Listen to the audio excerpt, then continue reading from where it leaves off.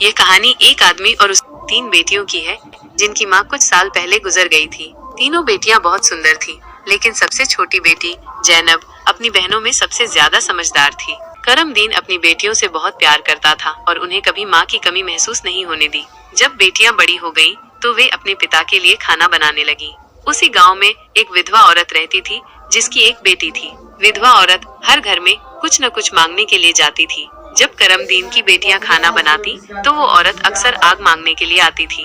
जैनब को वो औरत बिल्कुल भी अच्छी नहीं लगती थी। एक दिन उस औरत ने मौका पाकर करमदीन के खाने में राख मिला दी। करमदीन ने सोचा कि उसकी बेटियां खाना बनाती हैं, इसलिए उनसे गलती हो जाती होगी।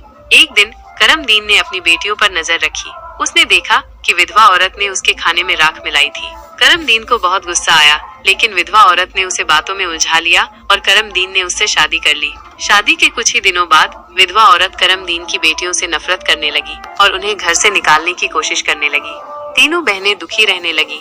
एक दिन वे जंगल में गईं, जहां उन्हें एक अल्लाह वाले बुजुर्ग मिले। बुजुर्ग ने उन्हें एक अनार का पेड़ दिखाया, जिस पर पके हुए अनार लगे थे।